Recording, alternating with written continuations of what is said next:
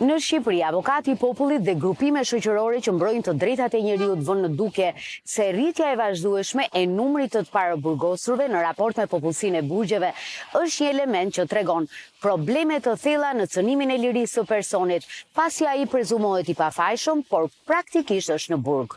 Sot në institucionet e vuajtjes së dënimit ndodhen 5028 shtetas, 62% të cilëve të paraburgosur, një shifër që e vendos Shqipërinë ndër vendet me nivelin më të lartë të personave që mbahen në burg në rajon dhe Europë pa një vendim gjykate të formës së prerë.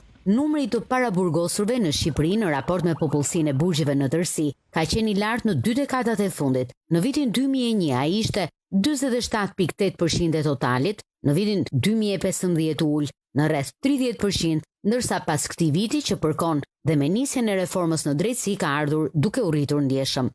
Avokatja e popullit Erinda Ballancaj tha Zërit Amerikës se masat e rënda penale nuk ndikojnë gjithmonë pozitivisht dhe se duhet marrë në konsiderat prezumimi i pafajësisë. Më herët ka pasur një qëndrim të qartë të kolegjeve të bashkuara të gjykatës së lartë, të cilët e kanë futur këtë lloj fryme dhe kanë parashikuar një gjë të tillë për të qenë masa rresit ajo do të ishte masa fundore apo masa më e rëndë për të përdorur. Kjo dhe në kuptim të parimit të famshëm të prezumimit të pafajësisë. Në kodin e procedurës penale, kjo masë renditet ndër 7 masa shtrënguese që parashikon legjislacioni penal, mes të cilave ndalimi i daljes jashtë shtetit, detyrim paraqitje në policinë gjyqësore, garancia pasurore apo arresti në shtëpi. Së fundi kjo çështje është rikthyer në vëmendje pas një debati publik të zhvilluar në distancë mes kryeministrit Edi Rama dhe drejtuesit të prokurorisë së posaçme Altin Dumani. Pas arrestimit të kryetarit të Bashkisë së Tiranës nga SPAK, zoti Rama u shfaq publikisht kritik mbi aplikimin e masës së sigurimit, arrest në burg nga kjo prokurori për kryebashkiak dhe punonjës shteti në detyrë, kur siç sa ai nuk janë kapur në flagrancë, nuk paraqesin rrezik ratisje dhe se nuk kanë çfarë provash të prishin. Ne nuk mund të themi që po s'ka problem, le të torturohen dhe njerëz pafajshëm, se ne na duhet të kapim të fajshmit. Se ka një postulat, më mirë 10 të fajshëm jashtë se një pafajshëm burg, që do thot një drejtësi e drejtë demokratike në radhë parë garanton që nuk i bie në qafë askujt pa lidhje. Në një reagim publik, drejtuesi i prokurorisë posaçme Altin Dumani tha se vetëm 9% të paraburgosurve janë subjekte të SPAK, pjesa dërmuese e tyre nga bota e krimit organizuar. Përpjekja për të vendosur SPAK si një institucion represiv është një përpjekje dështuar sepse shifrat flasin vetë. Prokuroria e posaçme në kërkesat që bën është e kujdesshme të vlerësoj kriteret dhe kushtet që parashikohen në procedurën penale se takon llojit të masës.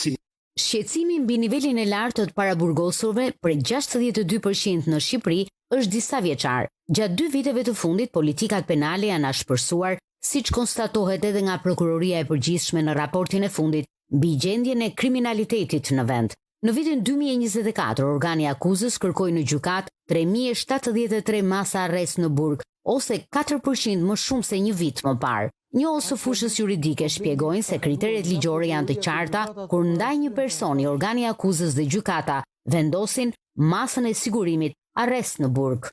Ka 5 mënyra se si përcaktohet që do t'ja marrësh apo s'do t'ja marrësh lirinë qytetarit, që ka të bëjë me rrezikshmërinë e veprës penale, me rrezikshmërinë e autorit, me faktin që a ke mundësi të shmangësh hetimit dhe me faktin a ke mundësi të prishësh prova. Në fakt, unë them që legjislacioni jonë është shumë i mirë. Aktualisht kodi i procedurës penale ka rreth 7 masa sigurimi. Ne jemi akoma tek arresti burg, arresti shtëpi.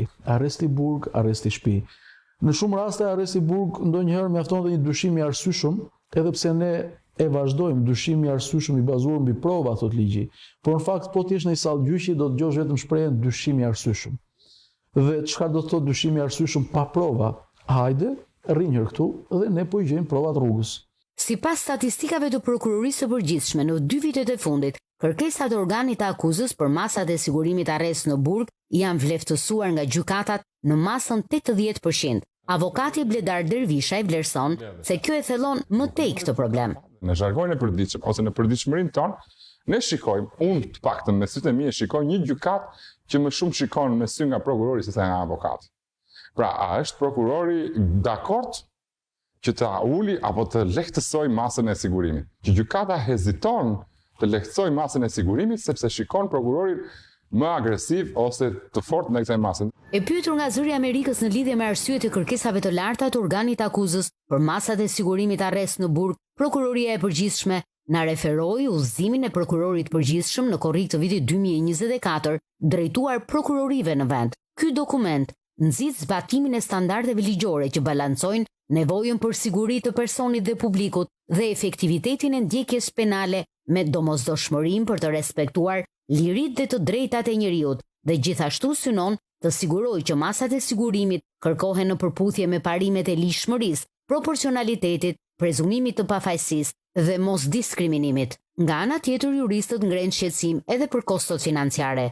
Një i burgosur i kushton buxhetit të shtetit 38 euro në ditë dhe e gjithë popullsia e institucioneve të vuajtjes së dënimit 70 milion euro në vit. Por për te i këtyre kostove ka dhe të tjera mjaft të rënda sipas avokatit Dervishaj. Kosto më rrezikshme, ose unë si avokat që shikoj si kostot rrezikshme të një mase sigurimi arresti, qoftë shtëpi apo qoftë në burg, sa më gjatë të kaloj personi në arrest, aq më e pak në shikimin tim praktik, bëhet mundësia për të ai ta mbrojtur veten ti realisht dhe për të dalë pafajshëm në fund. Sepse gjykatat, kur paraburgimi ka qenë i gjatë, hezitojnë të japin pafajësi. Shqetësimet mbi nivelin e lartë të popullsisë së paraburgimit në Shqipëri janë nënvizuar thuajse në të gjitha raportet e Komitetit Antitorturë të Këshillit të Evropës dhe grupimet që mbrojnë të drejtat e njeriut në vend gjatë viteve të fundit. Por megjithatë, ende nuk ka përparime në këtë drejtim. Nga ana tjetër, edhe Gjykata Europiane të Drejtave të Njeriut ka filluar të jap vendimet e para dhe në të paktën 2 raste i ka dënuar Shqipërinë për aplikim të padrejtë të masave të sigurimit. Për Zërin e Amerikës, Mimoza Picari, Tiranë.